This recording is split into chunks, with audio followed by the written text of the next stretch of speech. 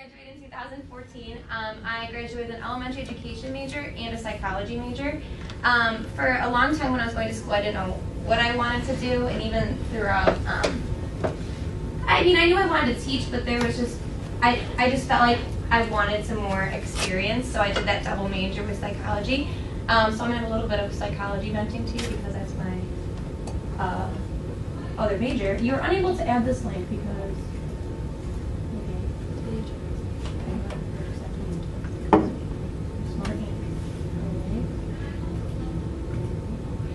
I think you might have to touch it on the smart board. Press OK on the smart board. You can just touch it with your finger too. You're used to Promethean. Oh! We've got one. Okay, she's touching next. Okay. Yay! Okay. Now we can see. Okay, Save the so day. anyway, so we're doing a little bit of psychology there. Okay.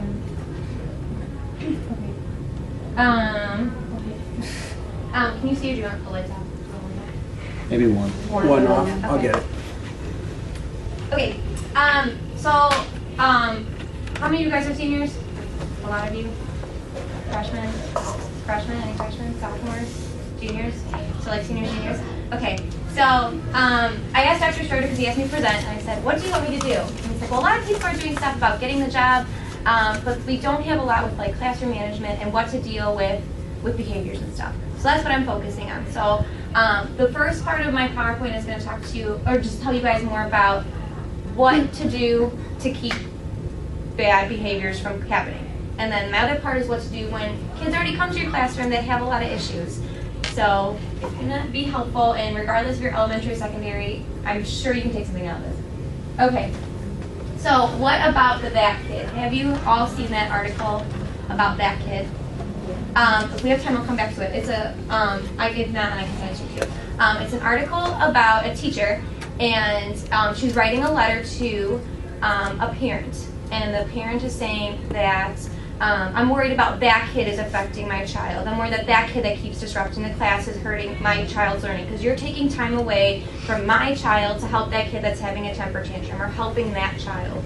And it's just a great way to start thinking that there's difficult behaviors everywhere you go, and it's your responsibility as a teacher to help how you can, but also notice the ones that don't show any behavior issues. Hopefully we can come back to that. It's a really cool article. I'll come back to that. This is my 4th grade class.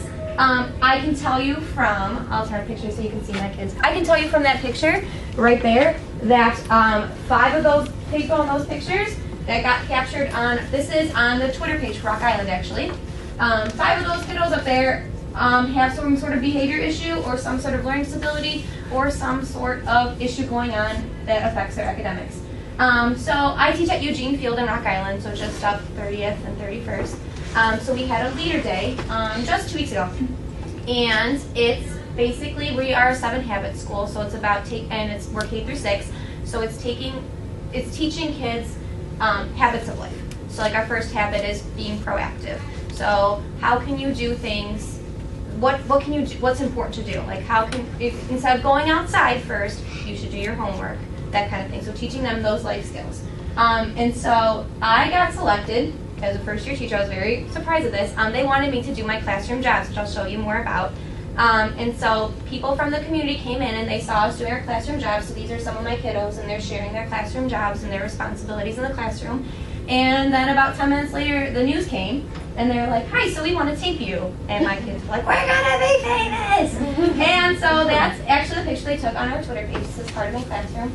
And so it just says Miss K's class at Eugene Field talking about their jobs in the classroom for Leader Day. And so that's the big thing. Appreciate the little moments. Like I said, 5 of those kiddos up there, I love all my kids to pieces, but they can definitely push my buttons. But these little moments, seeing those kids smile and seeing those kids know their jobs, accepting their responsibility, and being proud of who they are and their jobs in the classroom, those are just the little moments you gotta think of. It's gonna be hard your first year, and probably your second and your third and your fourth, and so on. But you have to remember that there is good in every child. It's very hard, especially if you have lack of parent support. And what I've learned, unfortunately, is some teachers get in the habit, not all, but some teachers get in the habit of keeping the bad. So I had a couple teachers that had some of these students last year that told me right off the bat, oh, be careful of that kid. He's going to give you a hard time. He's got a lot of anger. He's going to throw things. He's going to push your buttons. And it's very hard not to enter that classroom, and when you meet that kid the first day, be like, oh yeah, you're that kid that's going to drive me nuts all year. You gotta find the good, and there is good in every child regardless of their situation. But I will tell you right away that flexibility and patience is key. I will tell you that for one of those kiddos, I have tried now 9 different things to keep him on task and just to keep him to do 3 things I ask every day. And we work together on it, but if one thing doesn't work, that's okay. You gotta be patient with them, you gotta be flexible. This is just one of the things that I do for my kids, and this is one way that I keep them focused and know that I care about them, regardless of who they are. I found out the first day of school that kids were making me pictures, and I had them hanging up for a while, but then it just kept coming because they all were like, I want to see my picture hung up. So I have a binder that's up on my desk, and so the kids will make me pictures. This little girl wrote me a postcard. She went on vacation over fall break, and she wrote me a postcard. And then this is just one of my little girls who's having a really hard time, and just knowing that she wanted to say Happy Thanksgiving to me. And so I make sure that I put all the pictures the kids give me in a binder so that they know that I care about them, I respect them, I appreciate them making something for me. And so that's just a little thing that I do, and the kids really appreciate it. And I'm sure even if you're secondary, have a spot for that. It doesn't have to be on your desk, but just make sure you have somewhere where the kids can go like, hey, did you save my picture? Because they'll ask you. I believe you. So wait, I'm a teacher now. When I got my little badge, it says Hakuna Matata on the back. I love it. It means no worries. When I got my badge, it was scary. And I will tell you that I was in my classroom all summer long. The teacher that, because I'm a first year teacher, so the teacher who retired, she had a lot of stuff. She taught everything from K-6, and she taught in the district for 30-something years. She had a lot of stuff. I spent all summer long going through that stuff, and I planned and I planned and I organized my classroom and I came up with my theme and I did all this stuff, and I still did not feel like a teacher until the moment they all came and sat down the first day of school and the bell rang and they were all staring at me. And I was like, oh wait, I'm a teacher now? I'm supposed to. It does not hit you until they are all staring at you. So first day of school, if you want to keep behavior problems to a minimum and you want to get those that already come with you with behavior problems and keep them from escalating, the first day of school, you need to, regardless of what age you are, you need to explain your rules and your procedures. Now, I will tell you that I've explained my rules to my kids, and at times things have changed because I'm a first year teacher. I'm learning. Some things aren't working for my classroom, and that's okay. But you can't change the rules on them and not tell them what's expected of them. So first day of school, we explained the rules and procedures. I explained to them, again, that they're a 7-habit school, that they are 4th graders. They are going to be 9 and 10 years old. I have higher expectations for them, and they have higher responsibilities. I have a turn-in cart, so because I'm organized, and so I want my kids to be organized. So I have a turn-in cart in my classroom, and it's one of those carts from Joann Fabrics, and every subject is labeled. So they know if they have homework, they find in math, they pull out the math bin, they stick their math homework in, they close the bin. Every morning we do the same 5 things. They have magnets where they move in for hot or cold lunch. Then they have to turn in all their homework into the turn-in cart. Then in their mailboxes, they have corrections from the day before. They're supposed to sit down and do those corrections. And then after all that's done, I give out a hidden picture every morning, and they have 2 minutes to find as many things as they can on that hidden picture. And then because 4th grade standards are very strict with patterns, we play set. I don't know if you've played set. I will show you that if we have time. It's a daily set puzzle, and so it's ways of finding patterns with different shapes, and there's 6 every day. You have to find 6 patterns every day, and so I just pick sticks, and different kids come up and they find the patterns. So they know our routine. Explore the classroom the first day of school. I did a scavenger hunt the first day of school. I gave my kids a list and said it was like class scavenger hunt A to Z, and they had to find something that began with A through Z, and they just walked around, they found friends, they helped each other, but it was a good way for them to explore the classroom. And I gave them their boundaries, like do not go in my desk, do not go in this closet, but other than that, they were able to explore the classroom and figure out what their room looks like, because it's going to be their home too. They're other home at their house, but they are also at school with you for those 6.5, 7 hours a day, and they need to know where things are if you want them to follow those rules. Establish trust. This is a big thing. I made sure, like, the first day of school that I told the kids, I'm going to be honest with you. I expect you to be honest with me. I am happy to talk to you. I'm happy to help you whenever you need. And I told them all that I will trust you and I expect you to be honest with me. But if you can say this to high schoolers especially. But if you show me a way that I cannot trust you, then consequences are going to be happen. So let them know that they have all the tools to them. You can tell them, I trust you. I have no judgment on you, but you have to show that to me.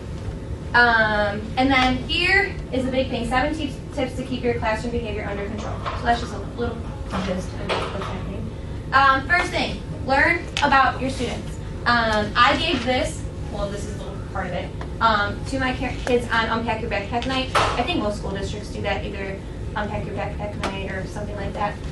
So the kids came in a couple days before school, and this was on their desks. And so this was the kids section, and then I also had something for the parents to fill out.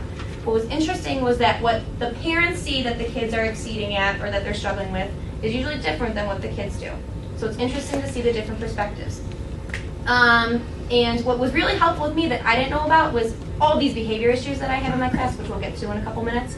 I have a lot of kiddos that are going through divorce or single parent homes, or a lot that just do not have consistent parenting. And the parents don't realize how it affects the kids. So when the parents filled out these surveys, they're like, oh yeah, little Johnny is doing great at home. He has a nice relationship with his stepdad. Little Johnny doesn't think so.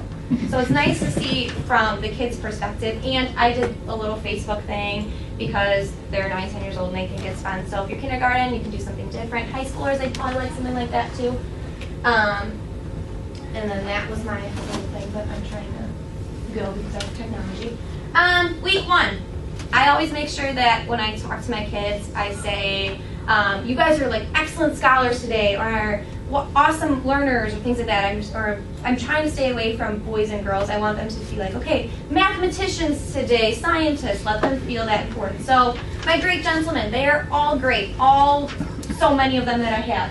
But I found out the first day of school, I have a lot of these issues going in my classroom. A big one is divorce, single parent households, inconsistent home life, and lack of parenting. That's a big problem in my classroom. And the problem that with a lot of my behavior issues with my young gentlemen is that the parents expect the boys to be the man of the household. And you will see that a lot as you get up in upper elementary and high school too, that if you have a lot, not all times, but just a lot with my classroom and a lot with the older kids that I've talked with, that the gentlemen and the young elementary students and even high school students feel that they have to be the man of the household. And that affects their school life a lot. I have a couple that have parental alcohol use, and it's hard to get a hold of them, and kids pick up on that really quickly and realizing that mom and dad aren't going to be around because they're going out to party and they can't help me with my homework. A lot of parents I have that make false promises, especially with divorce cases. I have a little boy right now where there's a custody issue going on, so dad is trying to make all these false promises saying he's going to take him hunting and fishing and golfing, and dad has been a constant letdown. ADHD Hyperactive, I have 4 of those boys, and 1 is medicated, so 3 are not medicated. We'll get to ADHD. I have 2 that are inattentive, 1 is medicated. So I have 6 ADHD students in my classroom that are boys alone. I also have some really low kids. I have some students right now that have tested at a 1st grade level. They came in at a kindergarten, they're at a 1st grade, they bumped up, but we're halfway through with 4th grade. I also have some students who are exceeding and are at a 7th grade academic level. That affects your life. I also have a couple with depression symptoms and anger and defiance issues. So to get this information, you need to talk to the kids, you need to have the kids fill out surveys, you need to pull them one-on-one, you need to observe them talking with others. Because I did not know all this until I actually listened to my kids. It's not all my gentlemen. My lovely ladies have some issues too. Again, we have some divorce and single parent households. Another custody battle going on. I actually had a little girl a month ago. Parents are getting divorced, and so the dad was very mad at the mom, and so my little girl came home from school and she found her cat hung on the front door. And so now that's a whole nother custody battle. You don't know what's going to happen when you wake up in the morning, but these things affect the kids. Even if it doesn't happen when you see them, it affects your kids. Low income with multi-sibling home. I have a little girl that has 6 siblings, and the parents are having a very hard time affording them. When you're 9 and 10 years old, kids start to notice things, what you're wearing, your appearance. It's starting to get to the age with puberty and all that stuff, so you're starting to notice who's wearing deodorant, that kind of thing. If you can't afford that hygiene stuff, that's embarrassing. And then people notice too, oh, you're going to the office to go get Friday kid stuff for extra meals for your families or extra clothes. So kids pick up on that. I have one girl that's ADHD and inattentive, and she's on medication. And I also have one girl with quite a bit of anger. So this is my class as a whole. I love them all to pieces, but you will have issues in all of your classrooms. You're going to be overwhelmed regardless if you have a class like mine or if your class is, we have a lot more issues or not as much. Key to success, the first one is to set expectations and keep them.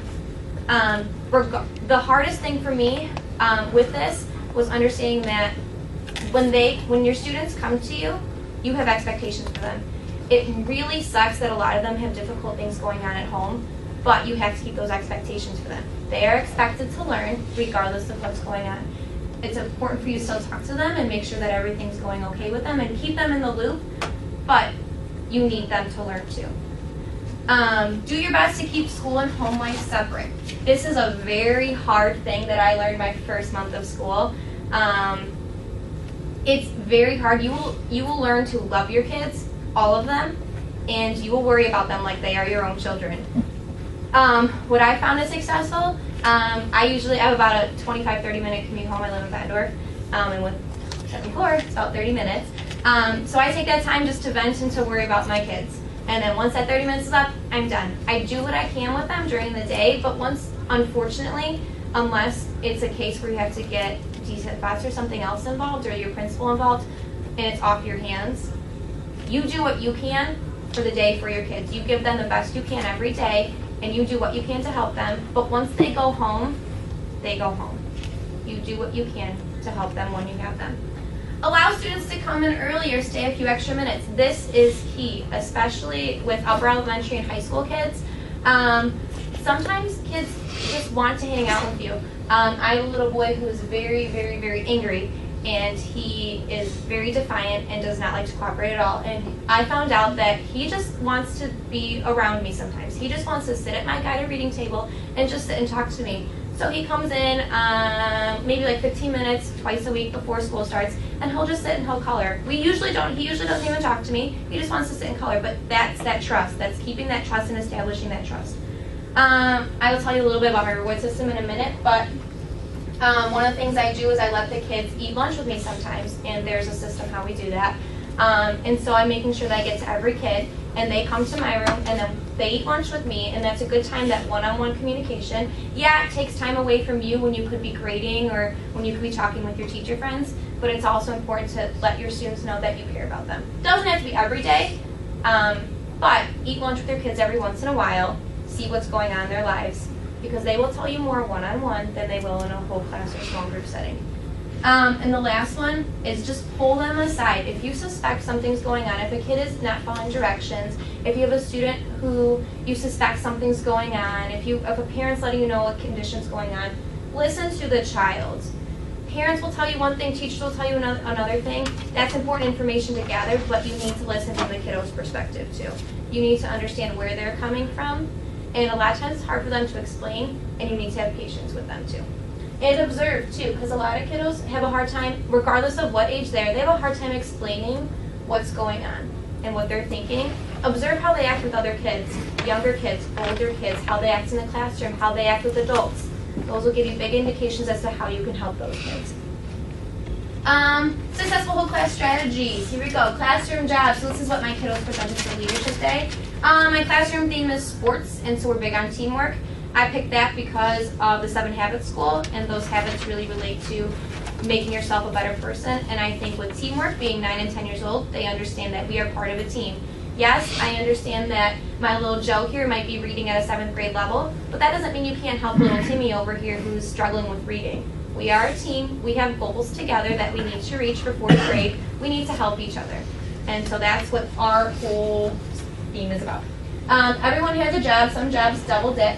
One thing I really wanted to show you with my jobs that I did, I have, whoopsies, I have safety. So I made them all like team names. So safeties, I have two. I always have a boy and a girl. And our safeties are people that deal with small peer disagreements. So if there's a problem, which you will find out in elementary, and I'm sure secondary too, that tattletaling and little things like so-and-so hit me, so-and-so took my pencil, things happen. Go to a safety, have them deal with it. It also teaches those safeties how to handle small disagreements, how to work with people, how to help strategize. And then just some other ones that I do. I have a quarterback, I have two of them, and they do brain breaks, which I'll show you brain breaks and stuff you probably know if you've taken Dr. Brecky's class. And then just different things like our leadoff hitter. They show us, we have like a where are we board, so you move the board. And then they're our line leader. They take these jobs very seriously, regardless if they're the line leader, regardless if they're the quarterback, regardless if they shut the lights off in the classroom. These jobs are important to them. Giving them jobs and making sure that you're assigning roles to, like if you have a job, you need to make sure that those kids are getting a chance to do their job. That will keep your behavior problems down a lot. Giving them responsibility. Brain breaks. One of the things that we do for brain breaks is we do would you rathers. So one of our questions we did the other day was, would you rather visit 100 years in the past or 100 years in the future? So I pick sticks and I have them answer what they would rather do. And the big thing I ask them is why. So they might say, I live 100 years in the past, but why? Why would you do that? It's getting them still thinking, but they don't realize they're thinking because they're like, oh, we're doing math, we're talking about would you rathers. They love would you rathers. Teachers Pay Teachers has a ton of these for free online. There's books everywhere you can get. I have a little book and we just open to a page one day and we do them. I must ask you a question. These are fun too. I have a little bucket that says I must ask you a question. It's a little mustache. And the kids just write me questions every time they think of something they want to ask me. And we can pick one and we can read and answer the question. Movement. We do a lot of movement, especially with all my hyperactive kids. A big thing that we do is ski jumps. So like you stand, you squat, and you just jump back and forth. Another one we do is we do red light, green light. So we'll run as fast as we can, and then when I say red light, they stop, green light, they go. Following directions, getting them moving. Sometimes we'll have like jumping jack contests and sit-up contests too. But keeping those kids moving, especially if you have a lot of kids that are hyperactive, is key. Behavior chart. So like I said, it's falling apart because of over here. My classroom theme is teamwork. So they want to be, they all start in the game every day. This is actually from other day, so I had a couple kiddos. They want to be in the game when they start school. They can go up by doing things that they're supposed to do, following rules, being a good leader, that kind of thing. Make sure that if you have a behavior chart, which I highly recommend, especially if you're elementary, or some sort of way of keeping track of and rewarding good behavior, that you focus on that even if you have a student who's constantly misbehaving, you got to find the good in them. You got to try and find ways to praise them, and don't let those ones that are consistently behaving and following your expectations slip under the radar either. So what I do is when I have kids that get up to All-Star, I push them. I say, show me 3 different ways that you can get off the charts. And so if they get off the charts, they get, I'll talk to you about K-Cash in a second, they can get some K-Cash, and they can also get like coupons for free iPad or extra recess, or they can get a piece of candy. But it's showing me that, okay, you've already on the top of my behavior chart. Now push yourself and see what you can do to be a great teammate, a great leader in our classroom. And then the rules that I have for these is that if you're here, you're good. Once you get to timeout, that's when we start to talk. Timeout's like a warning. Timeout, take a break. Usually I tell them to go sit find a spot to sit, go walk around the building once. Fouled out is when I make sure I send a note home and say, hey, so-and-so is having a rough day today, following directions, or couldn't keep their hands off someone, etc. Benched is when they go to the office. They go to my principal or they go to our building supervisor, and I send a note home and I explain why they're benched. Keeping track with, or keeping your resources involved is key, which is coming up. Classroom theme, like I said, sports with my 7 habits and teamwork. Staying organized, talk about turning card a little bit. Leader cards, our school does leader cards, and if your school doesn't do this, that's okay. You can still do it for your classroom.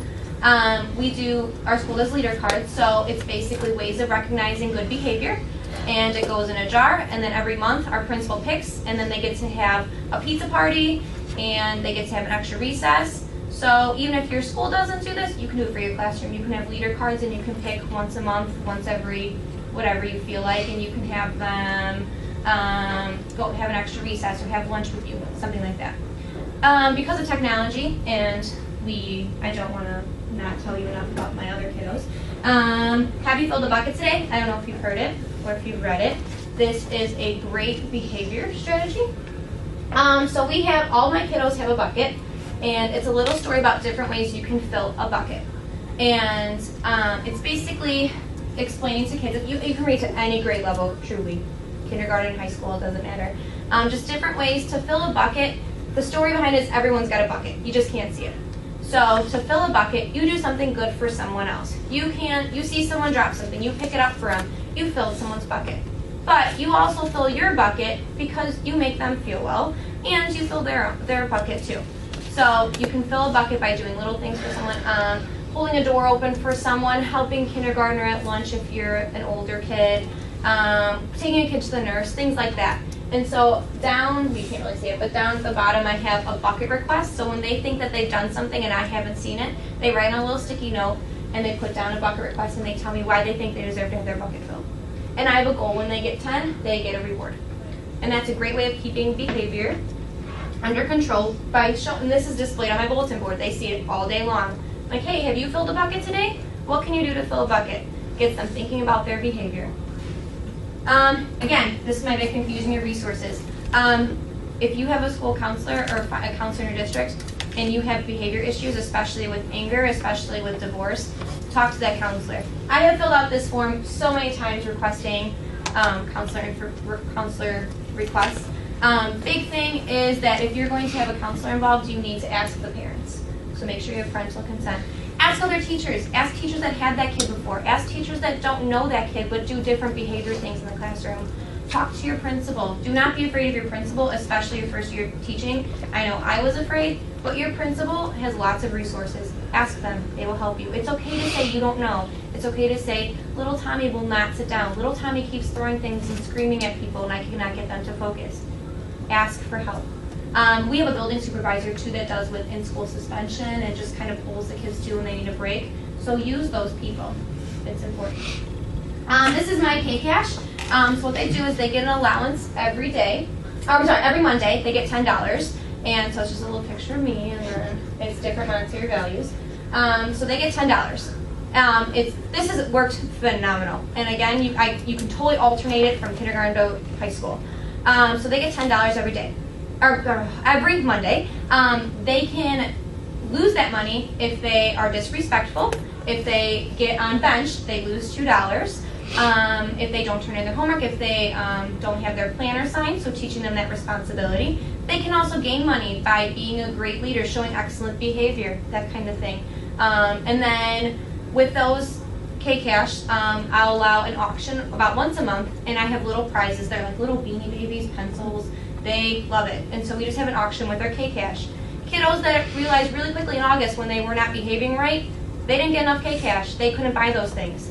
Having some sort of monetary system where kids can be rewarded with bigger things in the long run will keep your behavior issues under control. Like I said, I also have coupons for like free iPads, extra recess, that kind of thing. And they love those. They will cherish that. We also have class meetings every Wednesday, and what I have is a problem box, which my bee fell off. And so what they do all throughout the week, it's sitting on my desk. If they have an issue going on and they've talked to the safeties and that issue is still not resolved, they write the problem in the problem box. What we do every Wednesday at the end of the day is I have a little ball and I pick a problem, and let's say it's Ashley. Ashley's got a problem and I say, Ashley, your sticky note came up. Is your problem still a problem? If she says yes, we talk about it. She tells us her problem. We pass around a little talking ball around the classroom. They give advice. Your kids are helping that person who's having a problem. It's showing kids responsibility. It's showing kids to be good teammates. It's showing kids to be respectful. It's keeping those behavior problems under control and helping kiddos that realize that if behavior problems happen, how they can be resolved. Seating arrangements. This was another thing too. A big thing to notice is who your kiddos hang out with in class and who they don't get along with. What I do when I change seats is I have them pick 3 people they want to sit by. and I put it in an Excel document, and I lay out all the information, and it's interesting for me to see what kids are not getting picked to have friends sit by them, what kids have a ton of friends sitting by them. It's completely anonymous, so I don't say, hey, Michael, you only have one friend that wants to sit by you. No, that's for me to know, but it's interesting to see what kind of kids are having trouble with behaviors, what kind of kids aren't getting along with others versus who has a lot of friends in the classroom. Then you can kind of arrange those seats, and that way you can prevent difficult behaviors from occurring. You can see that if Tommy and Jimmy don't get along, don't sit by them. If they both don't pick each other, don't put them together. For my kiddos that are ADHD hyperactive, this is where I'm getting to more specifics. Movement and brain breaks, big key thing. If you're going to do brain breaks, it's good to have those would you rathers too, but also make sure that you're doing movement. Lots and lots of movement for those kids. A lot with center rotations too. We have math centers and reading centers. That depends on what grade you are.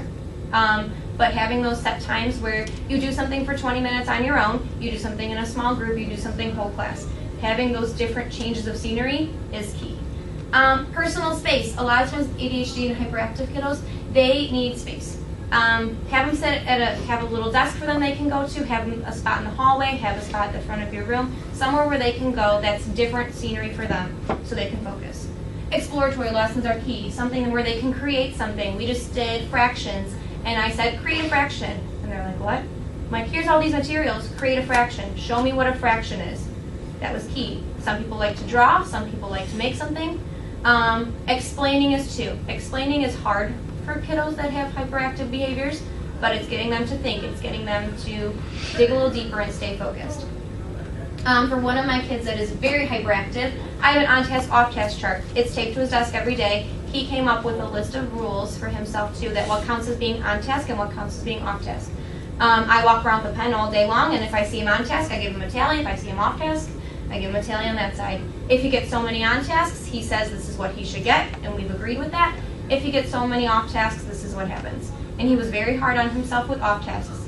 He said if I get 5 off tasks, I should go to the principal's. That's 5 times walking me and telling that he's off task. That was his choice. But he's hard on himself because when he knows he gets to 3, he's like, wow, I don't want to go to the principal's office. Timer. Hey, instead of telling your kids you have 10 minutes to do this, put a timer on those kids' desks and say, here's your timer, your 10 minutes starts now.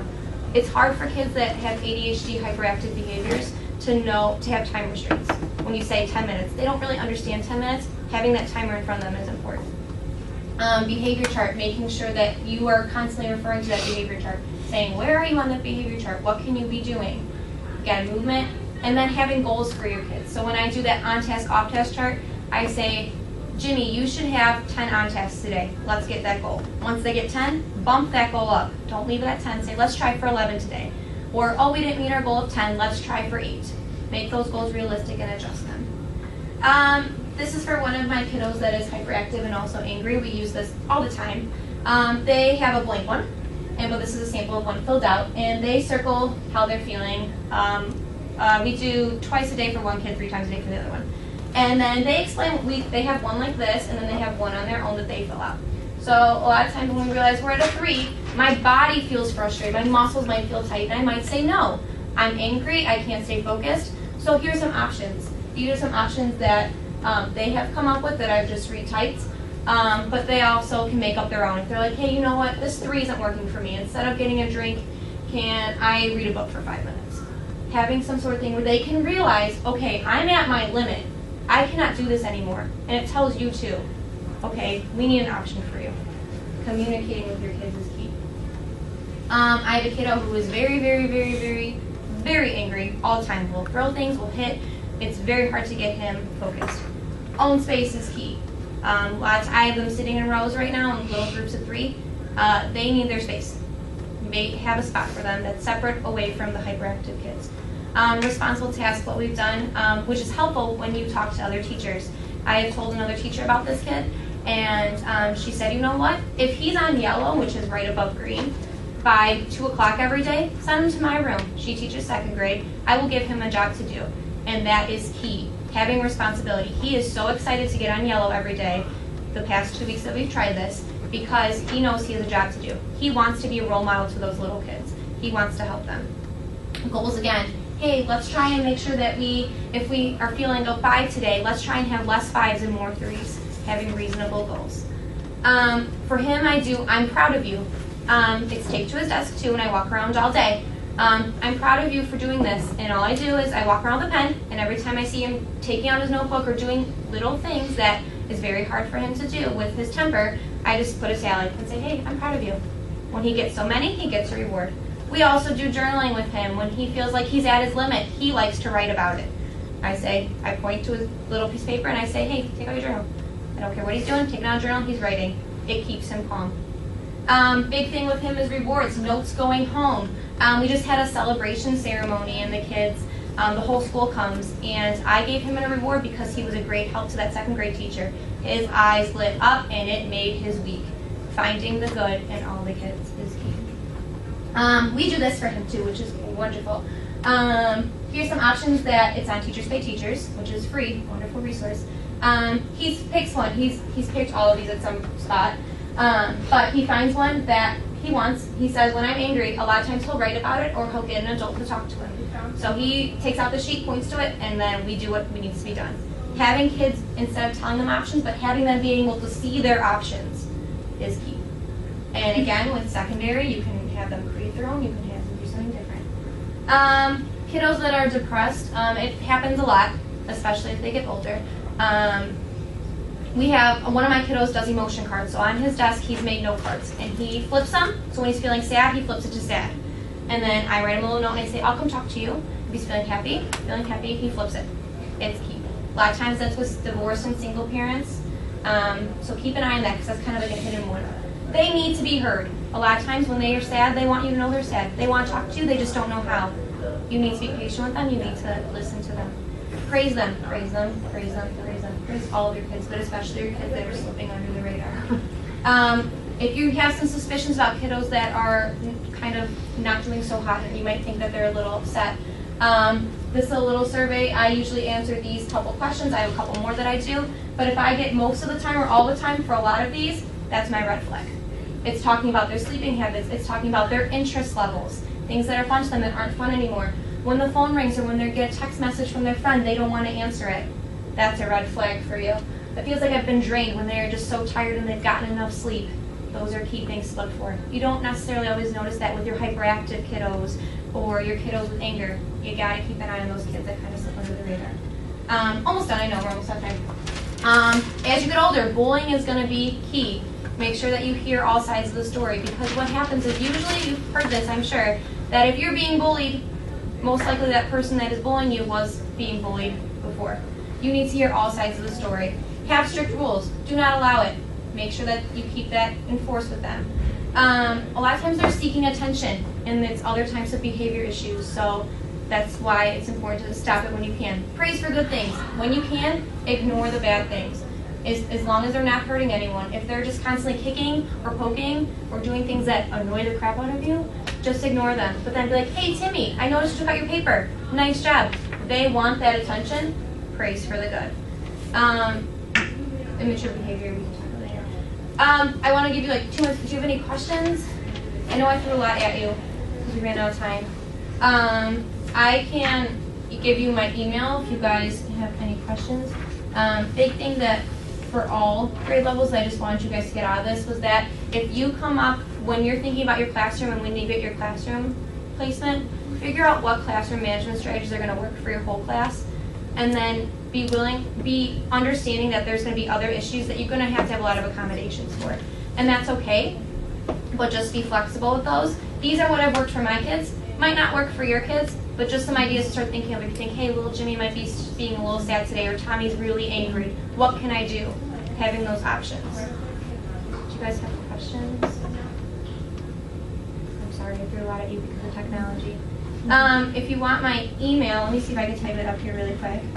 Again, I'm at Eugene Field in Rock Island, so I am happy to help you however I can. I just want to get... How do I get these documents? Can I just put it on a new slide? Oh, I can do that. Let's do that. Notes. Let's do this. Oops, sorry.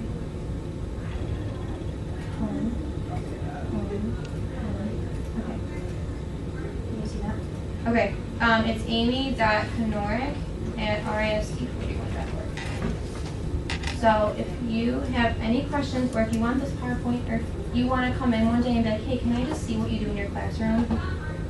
Absolutely, you're more than welcome to.